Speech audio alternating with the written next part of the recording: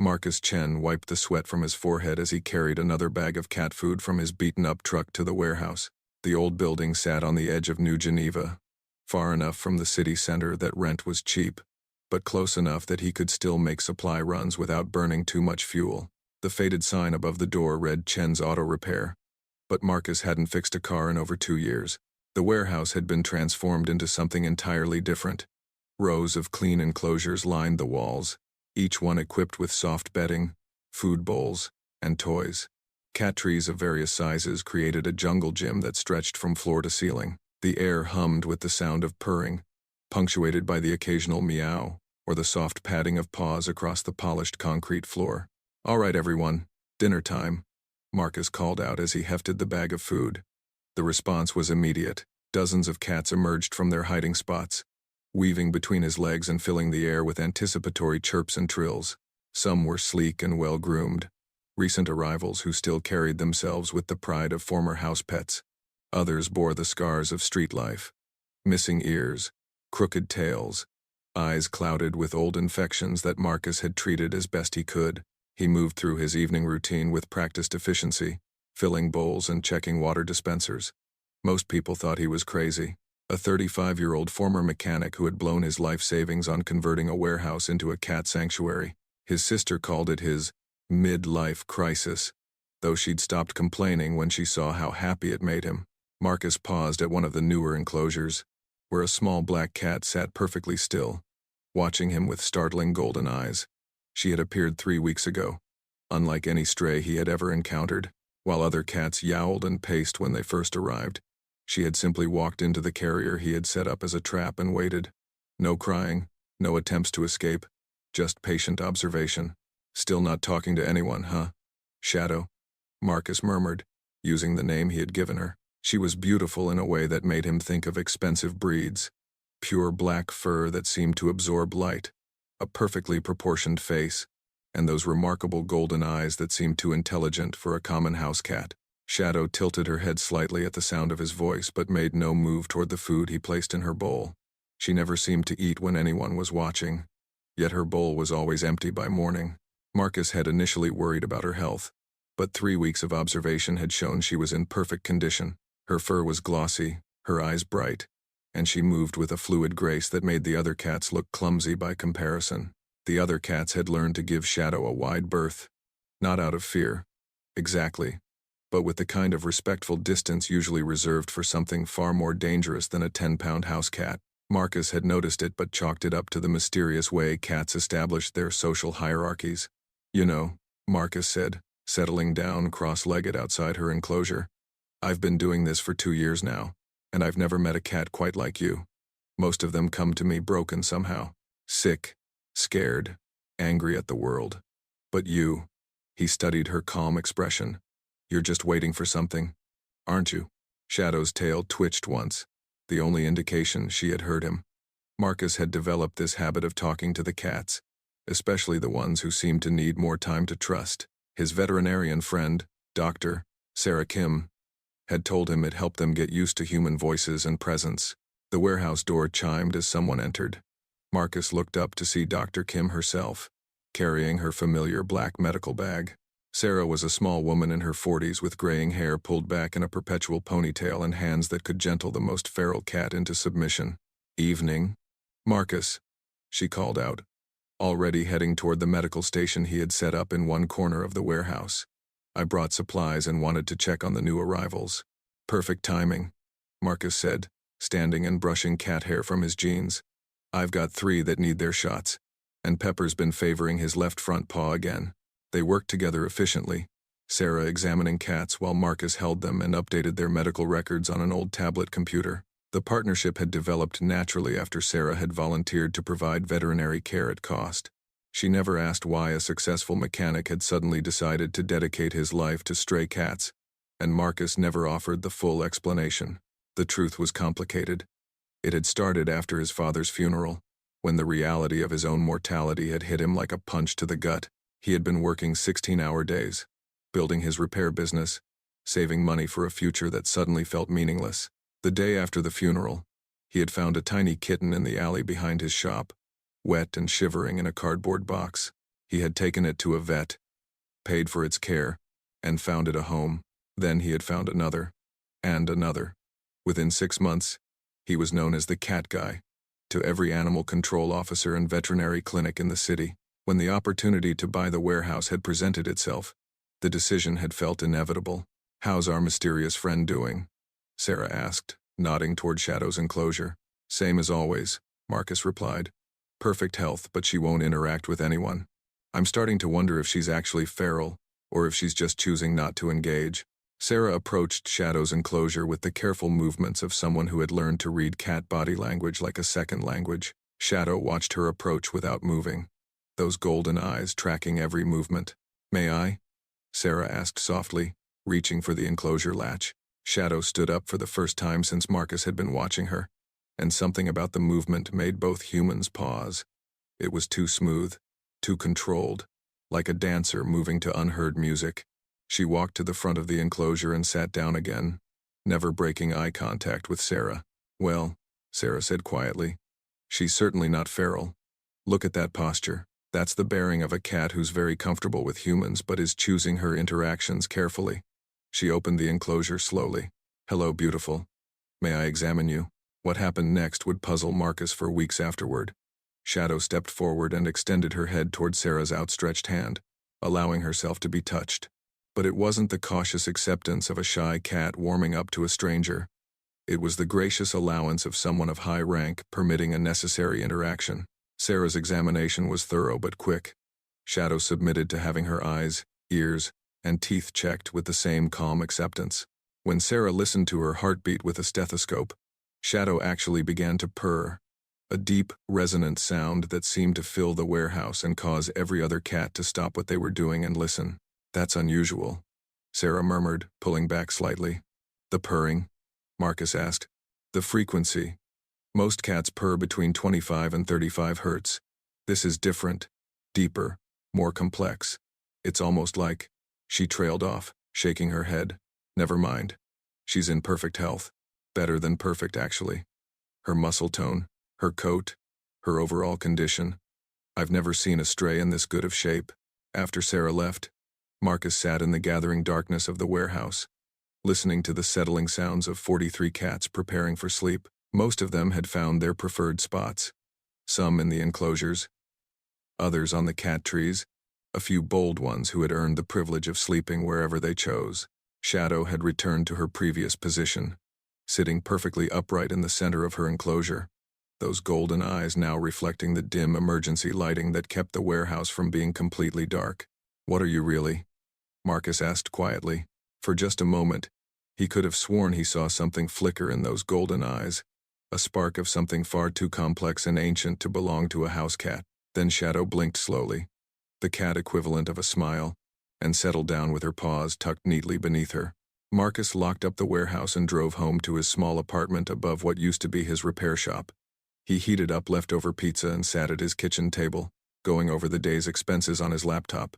The sanctuary ran on a combination of his savings, donations from a handful of regular supporters, and the occasional adoption fee. It wasn't sustainable long-term, but Marcus had learned to take things one day at a time. His phone buzzed with a text from his sister Jennifer. "Still playing Crazy Cat Man? Mom would have thought you'd lost your mind." Marcus smiled and typed back. Mom would have understood, and she would have. Rebecca Chen had been the one who taught Marcus that true strength came not from what you could build or fix, but from what you chose to protect. She had spent her last years volunteering at the hospital, reading to children who were too sick to go home.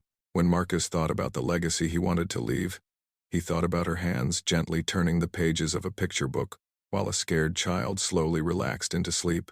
The next morning brought a surprise. Marcus arrived at the warehouse to find Shadow sitting outside her enclosure. The door somehow unlatched despite his certainty that he had secured it the night before. She was grooming herself with long, deliberate strokes, but stopped when she heard him enter. "Well, good morning to you too," Marcus said, setting down his coffee and bag of fresh supplies. "I guess you decided you're ready to explore a little." Shadow regarded him for a long moment, then stood and walked with purposeful steps toward the warehouse's large windows that faced the eastern sky. The morning sun was just beginning to rise, painting the glass in shades of gold and amber. Marcus watched as Shadow sat down facing the sunrise, her posture erect and somehow formal. For nearly 10 minutes, she remained motionless, and Marcus found himself reluctant to interrupt whatever ritual he was witnessing.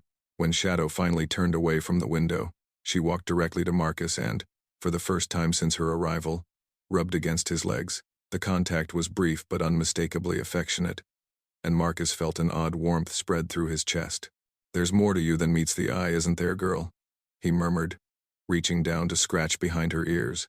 Shadow allowed the touch for exactly 3 seconds, then stepped back and returned to her enclosure, settling down as if nothing unusual had happened. The day proceeded normally until early afternoon, when Marcus heard shouting from outside the warehouse. He stepped out to find 2 men in expensive suits standing next to a black sedan, arguing in what sounded like a foreign language. When they saw Marcus, they immediately fell silent. "Can I help you?" Marcus asked warily. The taller of the 2 men stepped forward.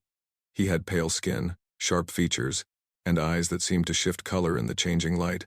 "We are looking for something that may have found its way here," he said in accented English. "A cat, black, female. She would have arrived recently." "I have a lot of cats," Marcus replied carefully. "Most of them are black. Could you be more specific?"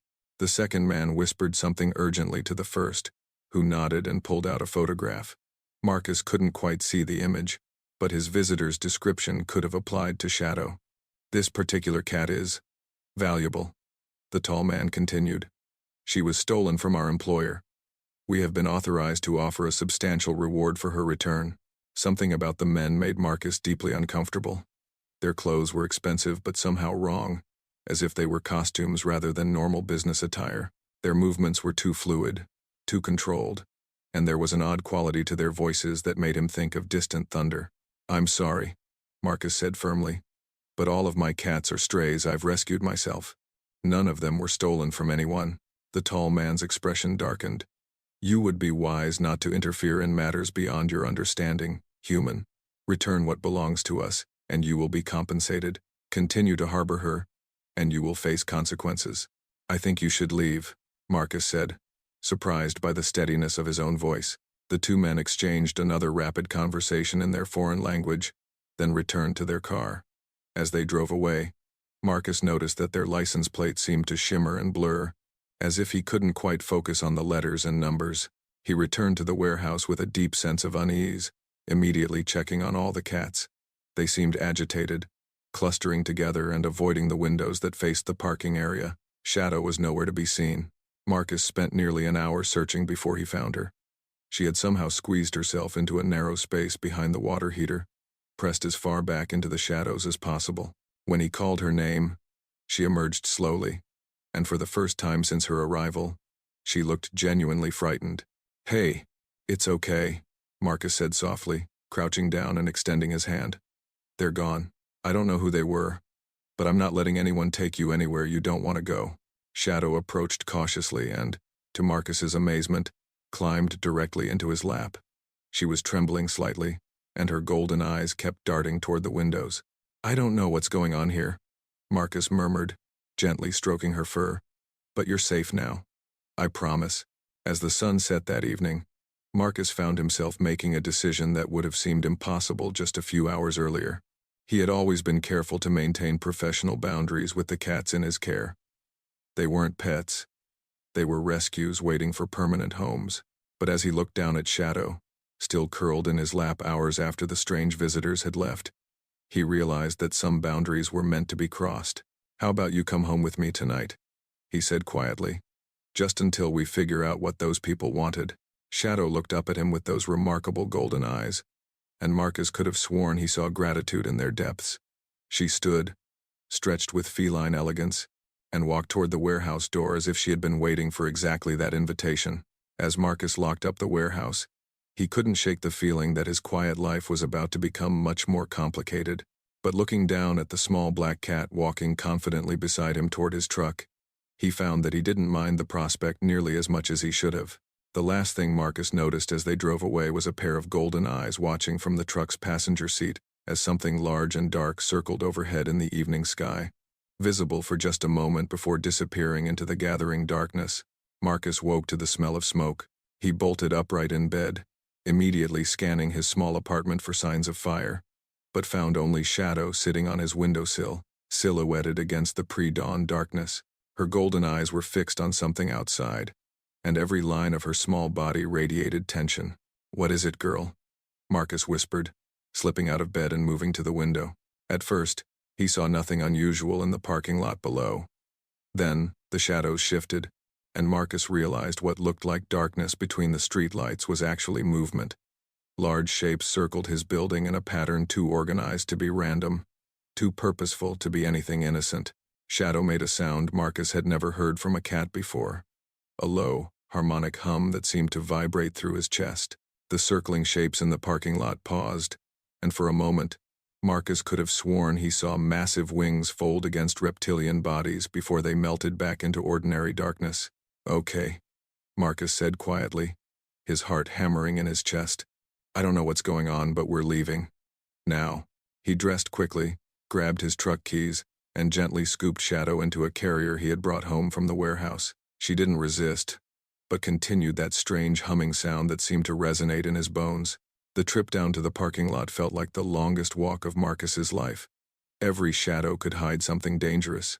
Every sound could herald an attack he couldn't understand or defend against. But nothing moved as he loaded the carrier into his truck and started the engine. As they drove through the empty streets toward the warehouse, Marcus found himself talking to calm his nerves. "I don't suppose you want to tell me what's really going on here? Because those weren't normal people yesterday, and that definitely wasn't normal wildlife outside my window." Shadow's only response was to press herself against the front of the carrier, golden eyes fixed on Marcus's face with an intensity that was almost human in its focus. They reached the warehouse without incident, but Marcus's relief evaporated when he saw that the front door was standing open. He parked at a distance and studied the building carefully.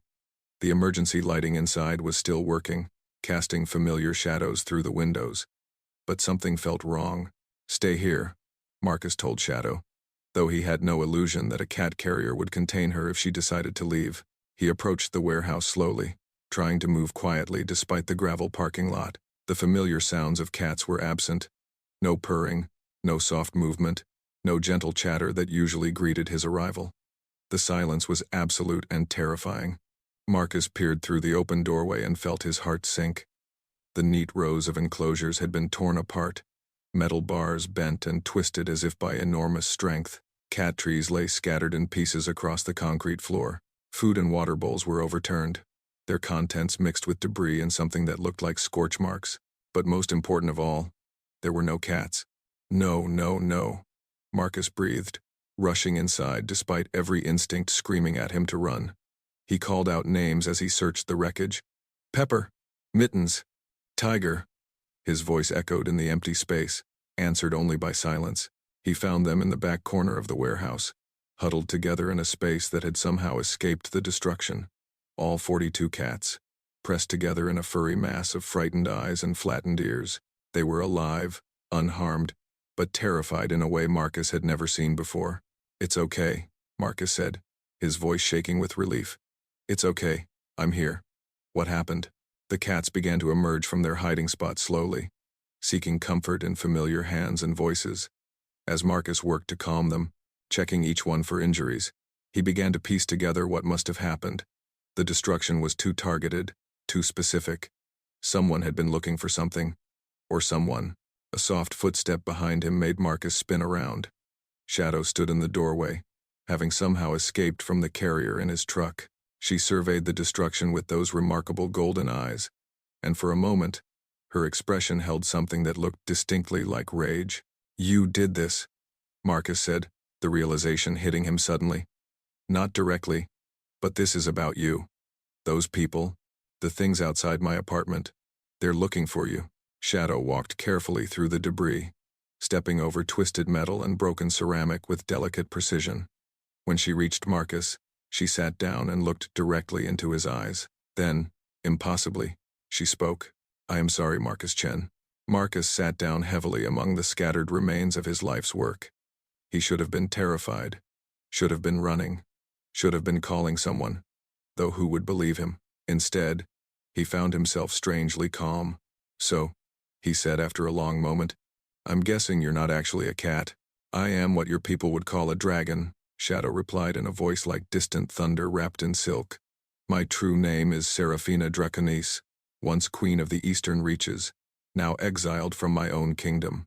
Dragon, Marcus repeated, looking at the small black cat sitting before him. Right. Okay. That actually explains a lot. Seraphina tilted her head. You are not afraid. Oh, I'm terrified, Marcus said honestly. But I'm more angry than afraid right now. Someone just destroyed my sanctuary and scared 42 innocent cats half to death. So why don't you start explaining what's going on, and we'll figure out how to fix this.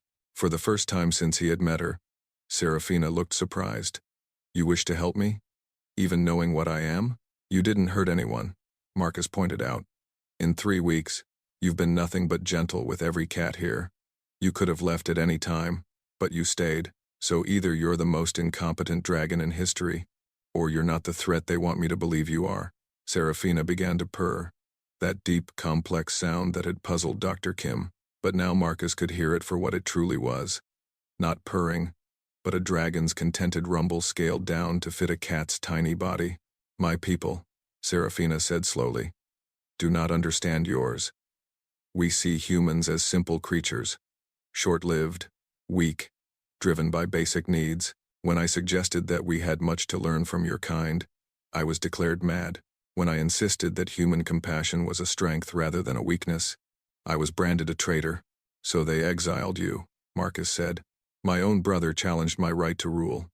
In dragon law, such challenges must be settled in combat, but I refused to fight him. I chose exile instead of civil war. Seraphina's golden eyes darkened. Valdris has been hunting me ever since, convinced that my continued existence weakens his claim to the throne. The men yesterday, they work for your brother? Lesser dragons in human form, Seraphina confirmed. Valdris grows desperate. He knows that some of our people question his right to rule, especially after the incidents. Incidents? Seraphina was quiet for a long moment, and when she spoke again, her voice carried centuries of weariness. Dragons are not known for restraint. Marcus Chen. When humans began expanding into what we considered our territory, Valdris's solution was simple. Destroy the human settlements. Make examples that would discourage further expansion. Marcus felt something cold settle in his stomach. He's been attacking human cities, 3 so far. Always small settlements. Always isolated enough that your governments could dismiss them as natural disasters or terrorist attacks. But the pattern will become clear soon. And when it does, Seraphina trailed off. But Marcus could fill in the blanks. War, he said quietly. Your species would not survive such a conflict, Seraphina said matter-of-factly. Dragons live for millennia and think in terms of centuries. We would simply wait for humanity to exhaust itself, then reclaim what we see as ours. But you don't agree. I have watched your kind for decades, Marcus Chen. I have seen what dragons in their pride refuse to see. Yes, humans are short-lived, but that very brevity gives your actions a weight that immortal creatures cannot understand. Every choice matters because your time is limited. Every act of kindness is precious because it costs you something you can never recover. Seraphina stood and walked to where several cats were still huddled together, nervous but no longer panicked. One brave tabby approached her, and she allowed him to rub against her side. When I was in my true form, she continued, these creatures would flee, in terror. But in this shape, they accept me completely. Not because I am weak or harmless, but because I choose to be gentle. That choice, that deliberate decision to be something other than what nature made you, that is humanity's greatest strength. Marcus looked around at the destruction, at the cats slowly beginning to explore their ruined home, at this small black cat who was apparently an exiled dragon queen. So what happens now? Your brother's dragons found you once. They'll find you again. Yes, Seraphina agreed. And next time, they will not be deterred by your courage or confused by your kindness. Valdris has ordered my capture, and he cares nothing for human collateral damage. Then we leave, Marcus said simply. Pack up what we can. Find somewhere else to start over. Seraphina stared at him. You would abandon everything you have built here? For a creature you have known for 3 weeks? I've been thinking about this wrong, Marcus said, standing up and beginning to gather scattered supplies.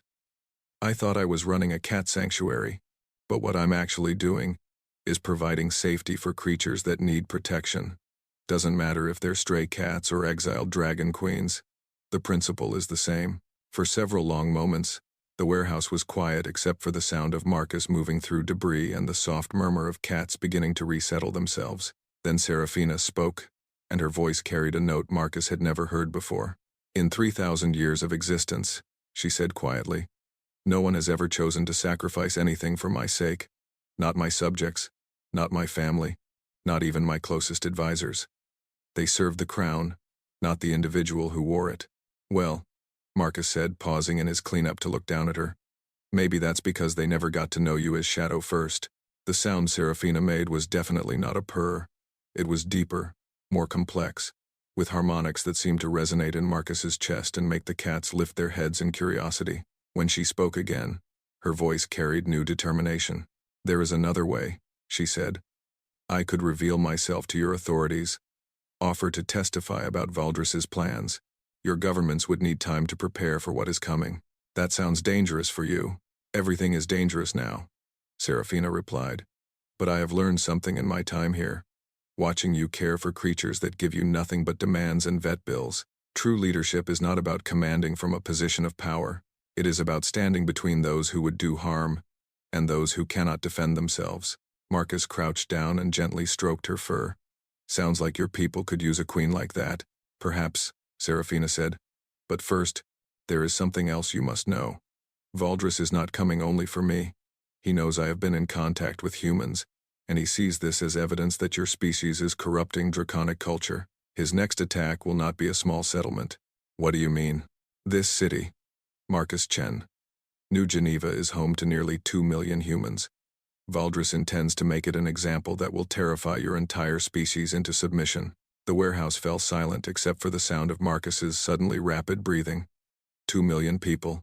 Children. Families. Elderly people who couldn't flee even if they knew what was coming.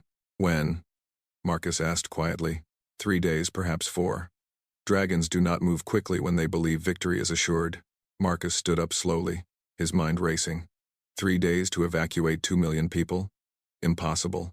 3 days to convince world governments that dragons were real and planning to attack? Even more impossible. 3 days to find another solution? He looked down at the small black cat who was actually an exiled dragon queen. Then around at the 42 cats who trusted him to keep them safe. Then at the destroyed sanctuary that represented everything he had tried to build. Okay, Marcus said finally. Then we stop him. We? Serafina's golden eyes widened. You said true leadership is about standing between those who would do harm and those who cannot defend themselves. Marcus replied. Well, that cuts both ways. I'm not going to let your brother hurt my city, and I'm not going to let him hurt you either. Marcus Chen, Serafina said softly.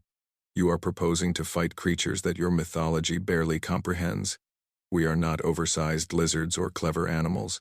We are beings of elemental power, older than your civilizations, capable of laying waste to everything you hold dear. Maybe, Marcus said, beginning to smile for the first time since finding the destroyed warehouse. But you're also apparently not very good at understanding humans. Your brother sees us as weak because we're short-lived and small.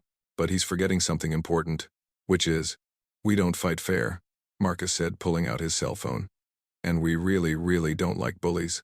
As he began scrolling through his contacts, looking for Dr. Kim's number, Marcus felt something he hadn't experienced since his father's death. The absolute certainty that he was exactly where he needed to be, doing exactly what he was meant to do. Sarah, he said when the call connected. It's Marcus. I know it's early, but I need a favor. A big one, and you're probably going to think I've lost my mind, but I need you to trust me. Behind him, Serafina watched with growing amazement as Marcus began to weave the first threads of what would become an impossible plan. In her long life, she had seen armies mobilize and kingdoms fall, but she had never witnessed anything quite like a determined human, refusing to accept that a problem was unsolvable. Perhaps, she thought as Marcus's voice grew more confident and persuasive, there was more than one way to be a dragon. The abandoned quarry outside New Geneva looked like the setup for the world's strangest military operation. Dr. Sarah Kim had somehow convinced 3 other veterinarians to join them, along with a structural engineer she knew from her rock climbing club. 2 chemistry graduate students from the university, and Marcus's sister, Jennifer, who had arrived that morning with a carload of supplies and a grim determination to help her brother with whatever insanity he had gotten himself into. "I still think you've all lost your minds," Jennifer said, checking her tablet for the 1,000th time. "But the satellite data confirms it. Something big is moving through the cloud cover about 50 miles north of the city. Heading this way." Serafina, who had revealed her true form at dawn, lay coiled at the center of their makeshift command post. Even in the early morning light, she was breathtaking. 30 feet of midnight black scales that seemed to absorb sunlight, golden eyes the size of dinner plates, and wings that could blot out the sky when fully extended. But what struck everyone who met her was not her size or power, but the careful way she moved, always conscious of the fragile humans working around her. "Valdris will arrive with at least 12 others," she was saying in a voice like controlled thunder. "They will expect to encounter a defenseless human city and one exiled dragon. They will not expect organized resistance." "But can this actually work?" asked Dr. Martinez, one of Sarah's colleagues, as she nervously checked the modified tranquilizer gun in her hands. Marcus looked up from the radio equipment he was adjusting. "It doesn't have to work perfectly," he said. "It just has to work long enough." The plan was insane, but it was also uniquely human in its approach. Rather than trying to match dragon strength with strength, they were going to use every advantage their species had developed: technology, cooperation, and the ability to think laterally about problems. The veterinarians had spent 2 days developing a modified tranquilizer that would work on dragon physiology, based on blood samples Serafina had provided. The chemistry students had created a dispersal system using modified crop-dusting drones. Jennifer's satellite connections were providing real-time tracking of the approaching dragon flight, and the structural engineer, a woman named Lisa Chen who seemed to regard engineering problems as personal challenges, had spent 36 hours calculating exactly how to bring down a dragon in flight. "Positions, everyone," Marcus called as Jennifer's tablet began beeping urgently. "They're coming." The team scattered to their predetermined positions around the quarry. Marcus took up his position near the radio equipment, while Serafina moved to the center of the open area, visible from the sky. The dragons appeared first as dark specks against the morning clouds, but they grew rapidly larger as they descended. Marcus had to force himself to keep breathing, as the reality of what they faced became clear. Valdris was larger than Serafina, his scales a deep red that seemed to glow with inner fire. The 11 dragons flanking him were each impressive enough to be the stuff of legends, and together they represented a force that could level a city block without effort. They landed in formation around the quarry, surrounding Serafina and cutting off any escape routes. Valdris himself landed directly in front of his sister, his massive head lowering to bring his eyes level with hers. "Sister," he rumbled in a voice that shook loose rocks from the quarry walls, "you have led us quite a chase." "Brother," Serafina replied calmly. "You look well. Kingship suits you." "Does it?" Valdris's laugh was like controlled lightning. "I rule a kingdom divided by your heretical ideas about these insects. Half our court believes your exile was unjust. They whisper that mercy is strength, that cooperation with lesser species shows wisdom, rather than weakness. Perhaps because it is true. Today I will prove otherwise," Valdris said, beginning to pace around his sister. "Today I will demonstrate what happens to humans who harbor our enemies. The destruction of this city will serve as an object lesson in the futility of defying draconic will. You will have to go through me first," Serafina said quietly. "Will I?" Valdris looked around the quarry with apparent amusement. "I see no human army, sister. I see no great weapons or magical defenses. I see only you, still in exile, still alone, still clinging to your fantasy that these creatures are worth protecting." "She's not alone," Marcus said, stepping out from behind his cover. Valdris turned his massive head toward the sound, and Marcus forced himself not to step backward as those reptilian eyes fixed on him. "A human," the Dragon King said with disdain. "How fitting. Is this the vermin that has been sheltering my treasonous sister?" "My name is Marcus Chen," Marcus said as steadily as he could manage. "And yes, I've been sheltering her, the same way I'd shelter any creature that needed protection from a bully." The quarry erupted in draconic roars of outrage at the insult, but Valdris silenced them with a gesture. "Brave words for something I could incinerate with a breath. Tell me, little human, what makes you think your pathetic species has any right to interfere in dragon affairs?" "Because," Marcus said, raising his radio. "We're really good at making friends." The first wave of drones rose from concealment around the quarry rim like a swarm of mechanical insects. The dragons reacted with startled roars, some breathing fire at the small aircraft. But the drones were too numerous and too quick. Within seconds, clouds of vaporized tranquilizer were settling over the dragon formation. "Clever," Valdris admitted as his followers began to show signs of grogginess. "But dragon hide is thick, little human. Your chemicals will only slow us down." "I know," Marcus replied. "That's why we brought backup." The second wave of the attack came not from above, but from below. Lisa Chen's carefully placed explosive charges detonated in sequence. Not to harm the dragons, but to destabilize the quarry floor. Centuries of mining had left the ground riddled with tunnels and weak points, and Lisa had calculated exactly where to apply pressure to create a controlled collapse. The dragons found themselves suddenly struggling for footing on shifting ground, their coordination compromised by the tranquilizer and their mobility limited by unstable terrain. 3 of them went down immediately, 2 drugged to maintain their balance on the sliding rock.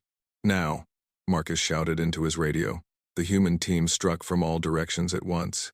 Sarah and her fellow veterinarians emerged from concealment with modified tranquilizer guns, targeting the dragons who were still standing.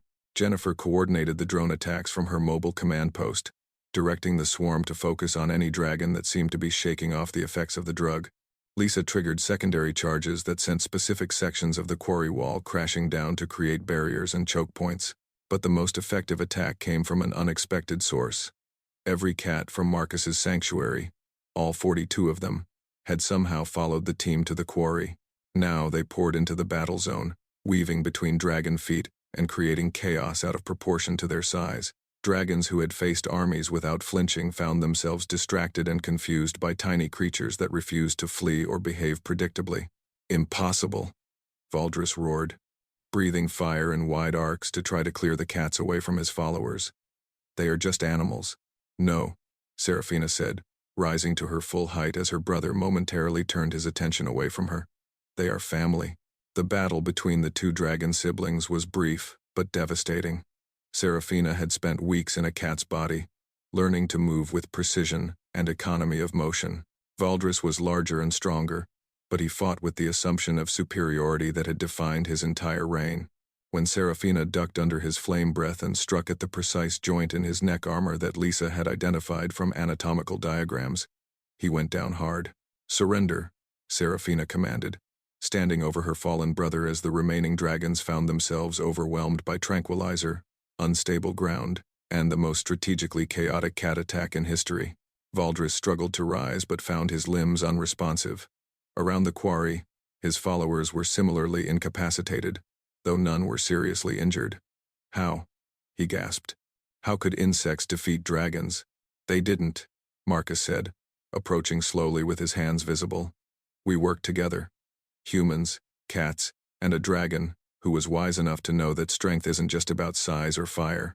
You see, brother," Serafina said gently, "humans understand something we have forgotten.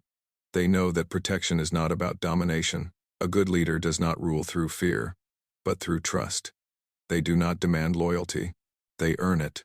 Valdris's eyes moved from his sister to Marcus to the chaos of humans and cats working together to secure the unconscious dragons. "These creatures, they risked everything for you." "Why?" "Because she asked nicely," Marcus said simply, "and because stopping you was the right thing to do." Over the next several hours, as the tranquilizer wore off and the captured dragons found themselves secured by a combination of Lisa's engineering and several tons of steel cable Jennifer had somehow procured, a remarkable negotiation took place. Valdris, his pride wounded but his mind clearing, began to understand that he had been fighting the wrong war.